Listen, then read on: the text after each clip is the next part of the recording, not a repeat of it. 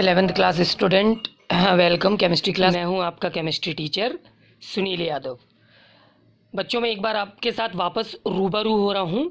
ठीक है, जैसे कि आपको मालूम है, हमने 11th क्लास का फर्स्ट चैप्टर स्टार्ट किया था फिजिकल केमिस्ट्री का, भौतिक रसायन का, जिसका नाम था रसायन की कुछ मूलभूत अवधारणाएं, some basic concept of chemistry. बच्चों, इसका डिस्क्रिप्शन मैंने आपको बता दिया था। ये आप मेरे प्रीवियस वीडियो में जाकर आप देख सकेंगे। जस्ट मैं एक बार आपको ये डिस्प्ले कर दे रहा हूँ ताकि आप इनको एक बार देख लें और आप समझ लें। जैसे कि रसायन की शाखाएं, ब्रांचेस ऑफ केमिस्ट्री, अकार्बनिक रसायन, कार्बनिक रसायन, भौतिक रसायन, वैश्लेषिक रसायन, औद्योगिक रसायन, जैव रसायन, नाभिकीय रसायन, है ना। इनको पूरा डिटेल में मैंने आपको इससे पहले वाले वीडियो में पूरा डिस्क्राइब कर दिया था और समझा दिया था।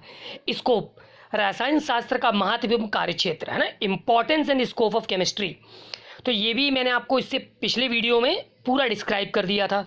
जैसे दवाओं में रसायन, औद्योगिक क्षेत्र में रसायन, कृषि में रसायन, सुख सुविधाओं के लिए रसायन, रसायन और ऊर्जा संसाधन, युद्ध काल में रसायन, आधुनिक उपकरणों एवं पदार्थ के निर्माण में रसायन।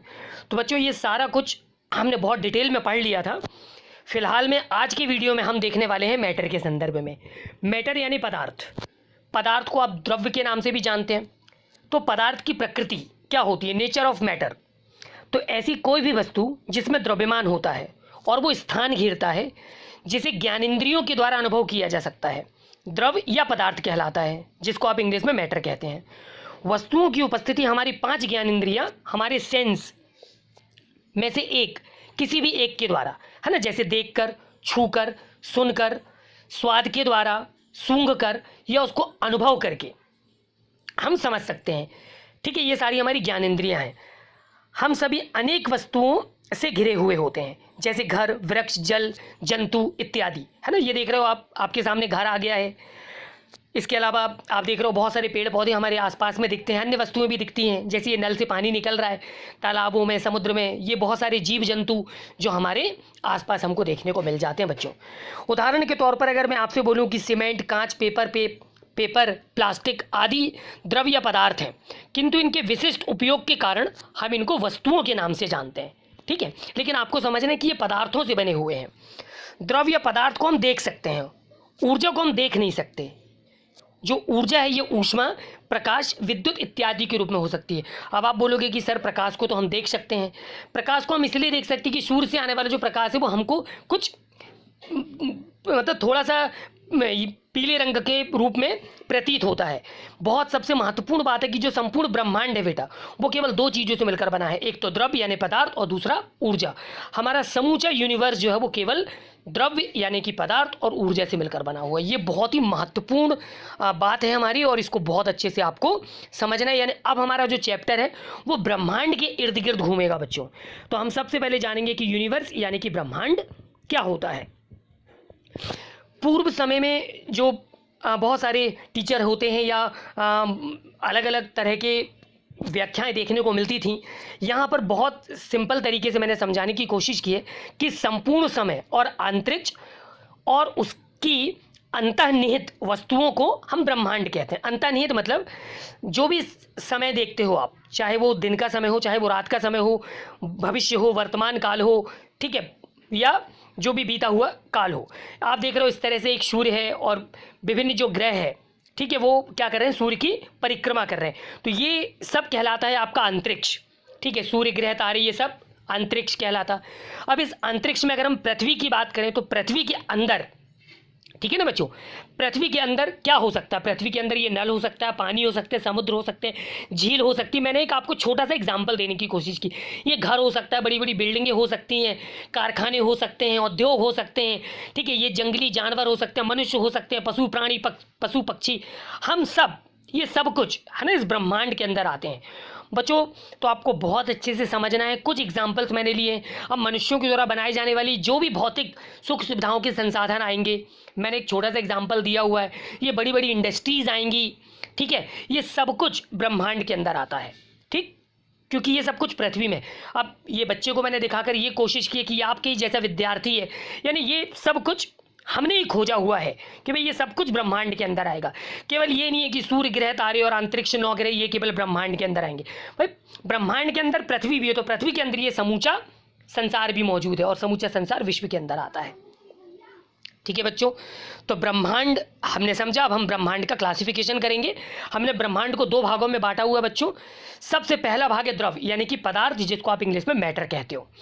दूसरा जो इसका पार्ट है बच्चों वो बहुत ही महत्वपूर्ण है और वह है ऊर्जा, एनर्जी। ठीक, तो ब्रह्मांड जो वो केवल 2 चीज़ों में बांटा गया है, पदार्थ और ऊर्जा के रूप में।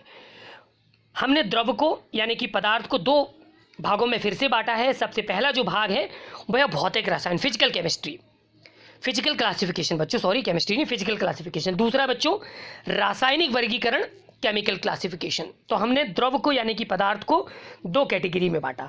भौतिक वर्गीकरण को हमने 3 भागों में बांटा हुआ है। सबसे पहला इसमें आएगा बच्चों वो है ठोस पदार्थ, ठीक है, सॉलिड बोलते हैं जिनको, जो भी पदार्थ आपको ठोस रूप में दिखते हैं। दूसरा आपका लिक्विड है, द्रव पदार्थ, और तीसरा आपका गैस है, गैसी पदार्थ।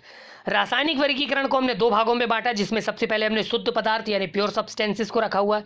दूसरा बेटा इसमें आ जाएगा मिश्रण यानी कि मिक्सचर्स। हम समझेंगे कि ऊर्जा जो है वो क्या होती है। तो ऊर्जा को समझने के लिए बच्चों अभी चूंकि इस चैप्टर में बहुत ज़्यादा डिस्क्राइब करने की आवश्यकता नहीं है, इसलिए मैंने इसका क्लासिफिकेशन नहीं किया हुआ है, लेकिन मैंने शुद्ध पदार्थ का क्लासिफिकेशन आपको दिखा दिया है। शुद्ध पदार्थ जो है उसको हमने पुनः 2 भागों में बांटा। इसका पहला भाग है यौगिक, कंपाउंड, और दूसरा भाग है तत्व यानी कि एलिमेंट। फिर यौगिक को मैंने 2 भाग में बांटा हुआ है, कार्बनिक यौगिक, ऑर्गेनिक कंपाउंड, और दूसरा अकार्बनिक यौगिक, इनऑर्गेनिक कंपाउंड। बच्चों एलिमेंट तत्व को मैंने 2 भागों में बांटा है, धातु तत्व और अधातु तत्व, नॉन मेटल्स। यहाँ पर इसकी एक्चुअल में 3 कैटेगरी होती है। बहुत सारे लोग यहाँ पे उपधातु के नाम से भी इसका वर्गीकरण करते हैं, जबकि मिश्रण को मैंने 2 भागों में बांटा हुआ है। इसका जो सबसे पहला भाग है समांगी मिश्रण, होमोजीनियस मिक्सचर, और इसका जो दूसरा भाग है वो विषमांगी मिश्रण है, हेट्रोजीनियस मिक्सचर। तो बच्चों इस तरह से हमने क्या किया, ब्रह्मांड का एक क्लासिफिकेशन किया है। अगर आवश्यकता पड़ेगी तो इस क्लासिफिकेशन में थोड़ी बहुत आपको कुछ समय के हिसाब से, अध्याय के हिसाब से थोड़े बहुत चेंजेस देखने को मिल सकते हैं। ठीक है ना, अलग अलग बुक में इनके अलग अलग तरह के सेगमेंट हैं। ऐसे नहीं है कि जितना मैंने बता दिया केवल इतना ही होगा।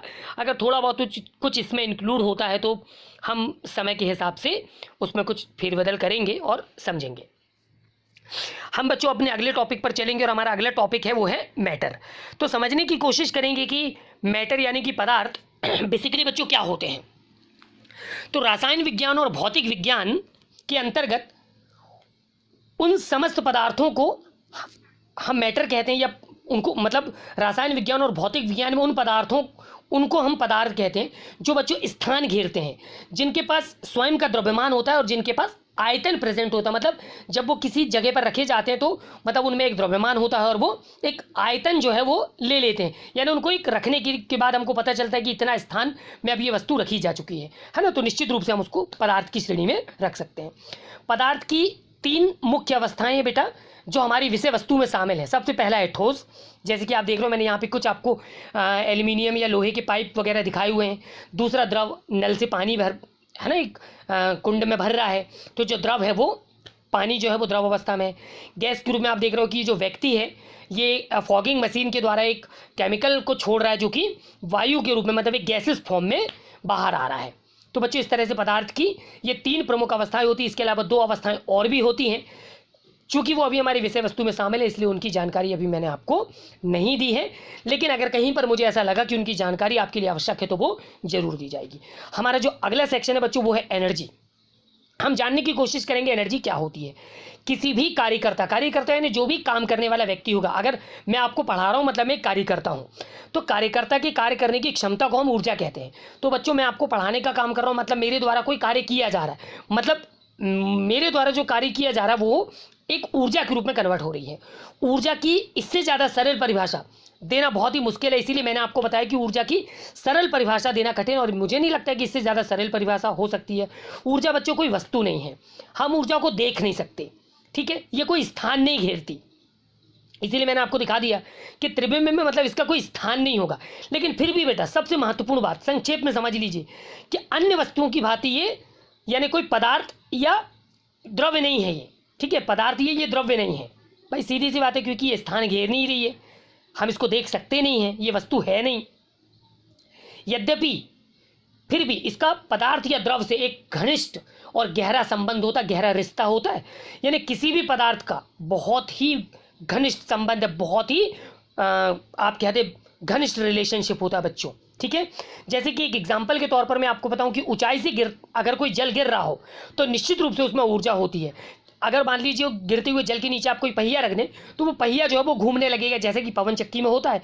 तो वो पवन चक्की जब पहिए को जोर जोर से घुमाएगी तो क्या होगा, उस पवन चक्की से जुड़ा हुआ जो पहिया है वो गिरते हुए जल की ऊर्जा से क्या उत्पन्न कर देगा बेटा, बिजली, है ना, बिजली पैदा कर देगा।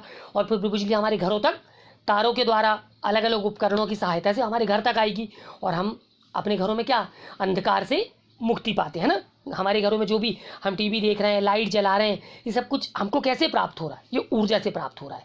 तो ऊर्जा बेटा हमको दिखती नहीं है, लेकिन आपको समझना है कि इसका पदार्थ या द्रव्यमान के साथ एक गहरा रिश्ता या गहरा संबंध है। तो बच्चों फिलहाल में आज के हमारे इस वीडियो में इतनी तमाम बातें मैंने आपके साथ रखी हुई हैं और मुझे लगता है कि आपने बहुत इन्जॉय किया होगा और आपने समझा होगा, ठीक है। Thank you. बहुत जल्दी आपसे अगले वीडियो के साथ मुलाकात होगी, ठीक। Keep watching. अगर आपने अभी तक मेरे चैनल को सब्सक्राइब नहीं किया है तो बच्चों आप लोग चैनल को सब्सक्राइब कर लो ताकि इसी तरह की वीडियो आपको मिलते रहें। Thank you.